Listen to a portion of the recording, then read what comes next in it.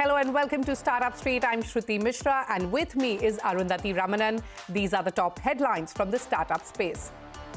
CCI fines Google 936 crore rupees in another antitrust probe this month, finding the US tech firm guilty of abusing its market position to promote its payments app and in-app payment system.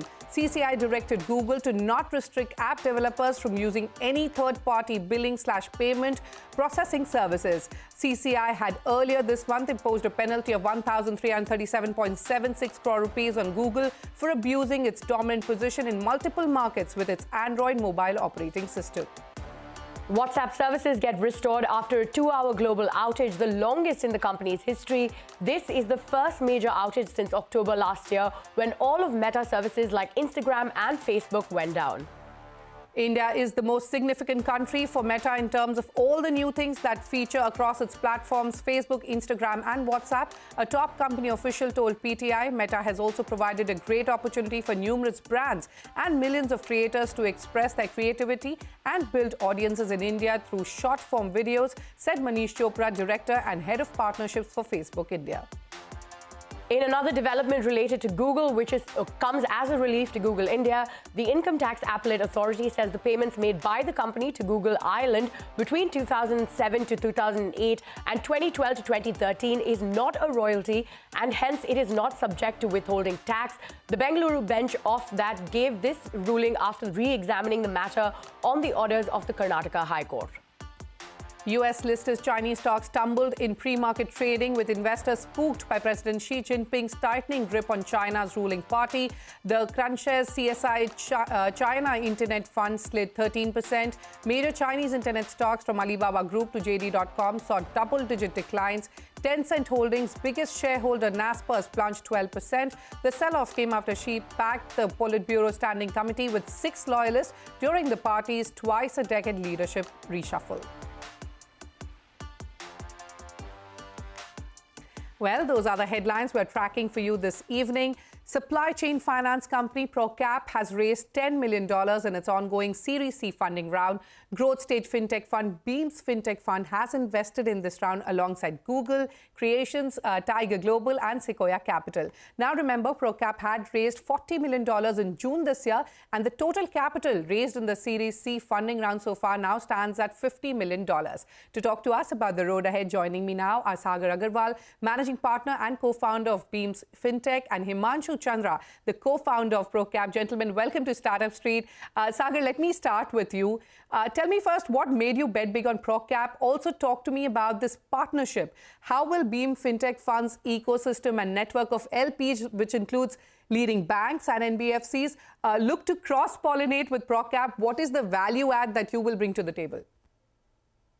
Thank you for having me over. Hi, Himanshu, how are you doing?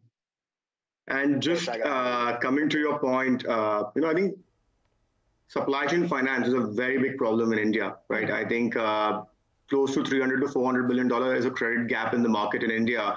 And you need a team who not only understands the product, right, but who also understands the problem in the market and using tech at the center of innovation to solve this problem. And we found Himanshu and Pallavi, right? I think both are phenomenal founders, have been at solving this problem for nearly 5 years. And have been resilient, strategic, with high conviction and vision, have been trying to solve this problem.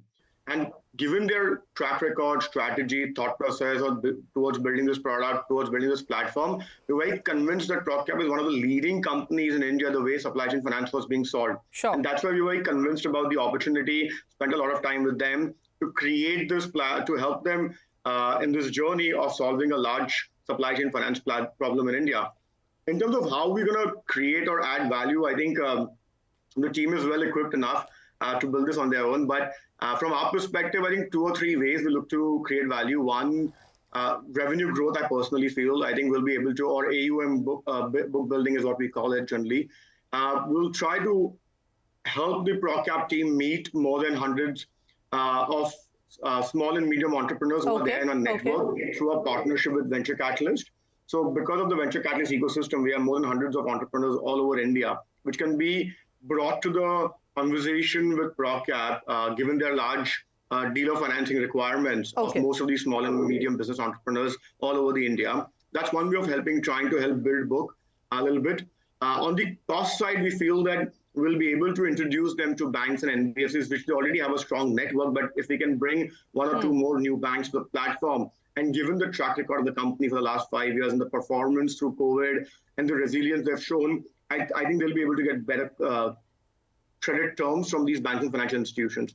So trying to solve the problem from the AUM side as well as from the cost side. And obviously, wherever the team needs our help, we'll be more than happy to make the introductions, make the necessary resources available for them. Sure. Okay, Himanshu, coming to you now and picking up from what Sagar just mentioned, with Beam's fintech funds backing, tell me, how do you plan to solve challenges faced by MSMEs and their financing requirements? If you could take me to the allocation of funds, and how do you plan to use the money raised? Thanks, Shruti, for having us over. See, at Progcap, we work with large corporates. We help them finance their dealer, distributor, and retailer network, primarily the retailer network. And while Progcap was well capitalized, with Beams, the value they significantly add to us is the LP network they have of large banks. And we feel that that can help us increase the capital base that we have. We, as a company, help retailers get a credit card or a credit card-like product using which they can stock inventory. That's our core product. We'll continue expanding on that. We have been growing. We grew 4x last year. We grew 3x this year. We continue the growth. And the business is looking very, very positive right now. Yeah. Okay. Himanshu, supply chain finance seems to be the need of the hour, with many companies facing cash flow crunches and unorganized collection processes. Tell me how Progcap is bridging the gap between distributors and retailers, if you could take me through your offerings. Yeah, Shruti. So what we do is we onboard a large corporate, bring them on our platform. We help the corporate distributors onboard their retailers. They transact, they invoice, and they collect using our systems. The distributors are able to get their market outstanding through Progcap, and retailers get an app from us through which they convert their collections into repayments. So we have done almost 10,000 crores of financing, have seen negligible losses, and the business, generally what happens is retailers are able to pay faster to us and enhance their inventory that they have. So their sales increases, the corporate business increases, and distributors' market outstanding reduces. All right, negligible losses. You're clearly revolutionizing the way financial credit is delivered to small and medium retailers in India. Sagar, coming back to you, you're a growth stage fintech fund. Tell me how innovative financing structures can be used to propel the growth of underserved businesses. If you could share some use cases as well. I think what Shruti, just as Himanshu mentioned, there are 2 or 3 ways that we have seen historically, which has been evolving in a market like India. The first, obviously, traditionally, banking financial institutions were always providing credit against loan, or for that matter, credit against property, which is loan against property in the local financial terms, right? This has been a long-drawn model. Lots of challenges around it in terms of collection processes, documentation, valuation, which required a lot of lead time to convert those loans into a proper and get high quality credit-worthy borrowers at the same time, who actually have the collateral to give you at the same time. So this was a big problem that we were seeing in India. Very few companies were able to solve this problem, and obviously Progcap was one of them. I think I would call it almost like a BNPL for small and medium businesses, or retailers or distributors for that matter, is one of the most innovative ways to solve this problem.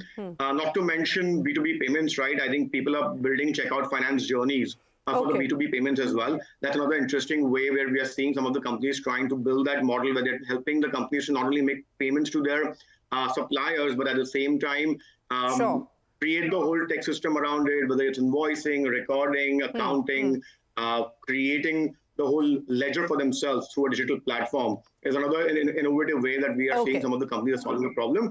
And third, obviously, non-fungible line of credit is what I call it. If you provide a non-fungible line of credit to small, medium businesses, retailers, distributors, traders, service providers, then that line of credit can be particularly utilized for a product or a service, right? That allows you to control the credit cost, the challenges with the NPA, which is a big problem in SME market. And those are 3 or 4 major ways that we are seeing that companies are providing solutions. And obviously, Progcap is leading the innovation in this journey for pretty much everybody in the sector.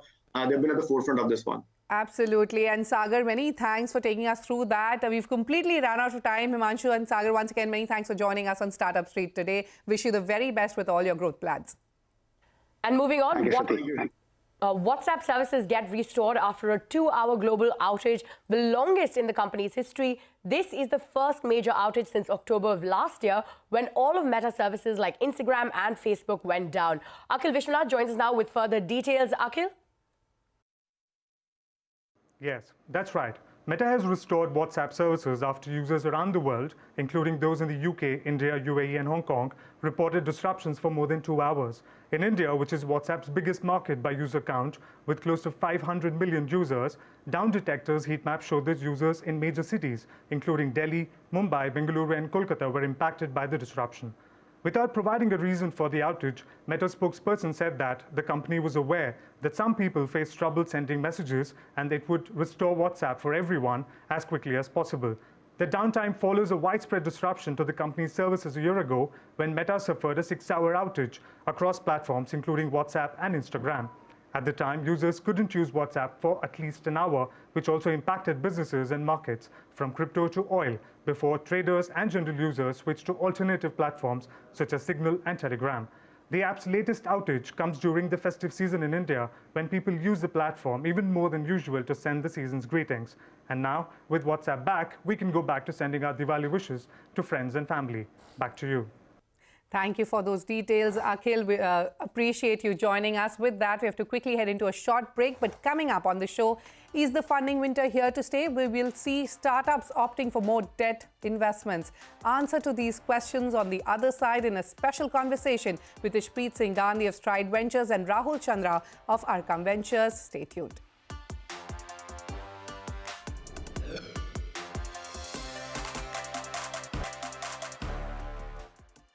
Welcome back. You're still with us on Startup Street. After 3 consecutive quarters of raising over $10 billion, total funding in the startup ecosystem fell 40% in the second quarter of this financial year. Now, this calendar year, this according to a report by PwC, a global slowdown, decrease in tech stock valuations, inflation and geopolitical instability were the key reasons for this fall in investment. Now, is the funding winter here to stay? Will we see startups opting for more debt investments? Joining us now to discuss this and more are Ishpreet Singh Gandhi, the managing partner at Stride Ventures, and Rahul Chandra, the co-founder and MD at Arkham Ventures. Arkham Ventures, which closed its first fund earlier this year, has assets under management of over 840 crore rupees, while Stride Venture Partners has sanctioned over 2,000 crore rupees in over 100 companies. Gentlemen, thank you so much for joining me on the show today. Rahul, let me start with you. Now, amid this global slowdown, we've seen startup funding hit a 2-year low as per that PwC report. In fact, only 2 Indian startups turned unicorn between July to September. Do you expect this slowdown in funding to continue? How do you view the investment environment going forward for startups? Hey, happy Diwali, Arundhati. So, happy Diwali to you as well. Also in the venture world, we are hoping that the lights are going to stay up longer for more startups than before. As you said, it's a funding winter. Winters don't last forever unless there is a nuclear fallout. So our expectation is that this is temporary. We are also coming from a very, very high point in the funding. It was not just India, it was global. Even countries like Ghana have received record capital. So it's just a flow of capital that was unprecedented. Anything that will be compared to that will always sound low, but from our estimate, the run rate of about $15 to $20 billion of annual investments in India is a good match for the demand that's out there. There is significant demand for startup capital in India. And what we are expecting is that the dry powder that is on the sidelines is going to start resurfacing. Once there is more clarity on the existing health of the portfolio that's been created in the past, that's been funded in the past, a lot of investors are waiting and watching to see what the going forward valuation expectation is going to look like, if the burn rate has been managed well or not. And based on some of the clarity that's going to come out, our expectation is that there'll be a resumption of a flow, which will be more in the $15 to $20 billion run rate. All right, so we will see a resumption of flow over there, and the dry powder that's on the sidelines will come back in Now, Ishpreet, let me come to you. 2021 was one of the most active years when it came to venture debt investments, and it has only been rising. So how has 2022 been for venture debt? Do you see startups opting for more venture debt going forward? What's making venture debt more attractive at this point? Yeah, sure. First of all warm wishes for the festive season, and absolutely same to you as well. Arundhati, it's always a pleasure to be on Startup Street. Overall, the numbers have been quite interesting for us. We'd spoken at Stride Ventures, we'd spoken about some numbers last year in terms of what it came out. And this year has been, what we projected was $1 billion plus industry this year in India for venture debt. And we are seeing that getting crossed in the next couple of months easily. In terms of the demand, I think we've seen an unprecedented demand because of the fact that, as you rightly mentioned, that the equity infusion has got slowed over a period of time. However, we do see spikes of equity coming in the companies depending on the business model and the kind of valuations they are at. For example, Progcap, one of the companies which you just covered earlier in the episode, is one of Stride's companies, and they've been a part of venture debt portfolio. We always believe that good companies, because of the overall scenarios what we are going through in India and being outpaced versus the global peers, we would see equity infusions with the dry powder getting materialized in some manner. But demand for the asset class has really picked up. So we've seen close to 1,000 crores of requirements in the last month standalone, and we've disbursed close to 250 crores a month, which is quite high as per our normal run rates. And we project this happening. We project this happening for the next couple of quarters for sure. To what extent, to what levels it can go will be interesting to observe. The trend, which largely has got changed in the last quarter, we were talking about more of mid-stage companies really coming across and asking for requirements alongside equity or without equity rounds, depending on what state or scenarios they are in. We started seeing late-stage demand as well. So if you see the public listing corrections, it started coming to markets as well. And that has resulted into late-stage companies coming and asking for higher checks for venture debt. Right. So you're seeing late-stage companies also asking for venture debt, and you're seeing demand rise, especially right now. But Ishpreet, what are the sectors that you're betting big on, and which sectors do you see seeking venture debt the most? If you could quickly tell us that. Sure. So Arundhati, if you just break down the requirements, since at Stride, we've always believed in reimagining the capital for startups. Generally, capital requirements are coming in the form of wherever you have to unlock working capital or growth, right? The growth capital either can be funded through equity or debt. And all the consumer, commerce, logistics, financial services, lending-enabled businesses have seen various requirements. We've also seen consolidation within the industry, right? So you've seen larger players trying to acquire companies which they find as a right value in today's time. And that also results into acquisition financing. So a combination of working capital and acquisition financing has largely been in those sectors alongside healthcare. All right. Okay. So those sectors has been in quite demand overall. All right. Rahul, if I could come back to you, you announced the close of your maiden fund earlier this year. Take us through how much of the fund you've already deployed, when will you finish deploying most of these funds, and how many startups have you invested in? You're also betting big on India's middle India market. So take us through what kind of demand you're seeing over there. What are the kind of companies you're investing in? Sure. So we closed about 790 crores beginning of the year. We have been investing those since 2020. So we've had three very clear years of deploying. We followed a very measured pace of investing in 6 to 7 companies a year. We've had a lot to choose from because there is just an amazing supply of very high quality startup out there. We are currently we have dry powder of about 40%. So we have room to keep investing for another year or so. At sometime next year, we'll start thinking about our next fund. We've had a good run so far. We've had 15 investments, out of which some are looking already at a stage where we are very comfortable with the business model. They're scaling quite well. Across our portfolio, there has been a very strong attention to making sure that there is 24 plus months of runway.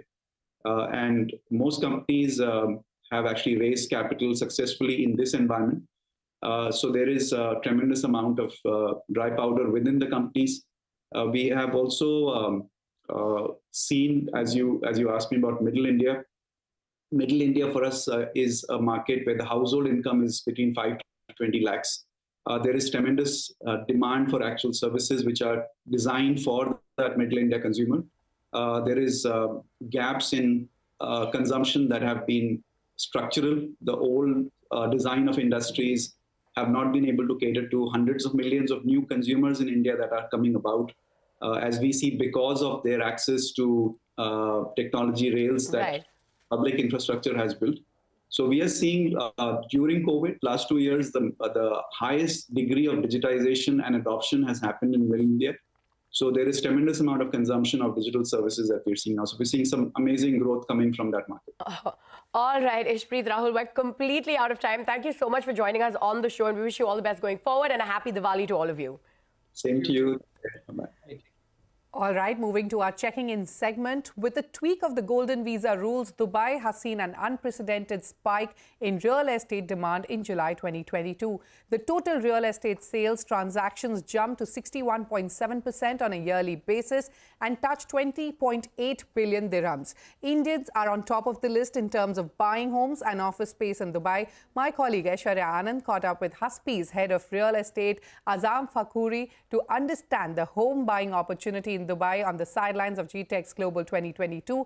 Now, the startup is one of the leading players in the proptech space in UAE. In June, they announced one of MENA's largest Series A fundraising rounds. Here's a slice of that conversation. Listen in.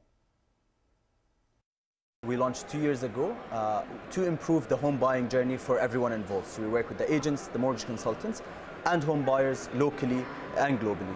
And the way we do it is we aim to be a one-stop shop to allow customers to search and find their house, find the financing and secure it through the list of lenders that we have, and ultimately close on the deal. How do we do that? We have built technologies and products in-house to make sure that the bureaucratic, full of hassle experience is better, faster, and to make sure we're offering the best interest rates and the lowest cost for our customers. Now, you've also recently launched a marketplace to complement your mortgage products, right? So could you elaborate on the service a little bit? If you look at real estate in general, it is the largest asset class globally, yet remains very undisrupted. And what we aim to do with what we're launching is make sure we are changing the way people buy and finance their houses. Our properties that are growing on the platform month on month are verified, making sure that the customers have a good experience in searching, finding, and viewing these properties. This, in combination with our mortgage business unit, makes sure that the customers have a single point of contact and a faster and cheaper experience when they're buying their home through our platform. All right. Now, while you're Dubai-based, this year you expanded to Spain as well. So, and this has happened post raising the $37 million Series A round from Sequoia, which is touted to be one of the largest rounds for this stage in the UAE market, right? So, I wanted to understand that where have you deployed that capital, and what is in the pipeline for the company?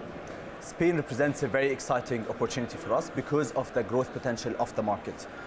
We look to address big markets, and we are one of the very few startups that have expanded from the UAE to Europe. Between the UAE and Spain, we're looking at a market size of $400 billion that we're solving for.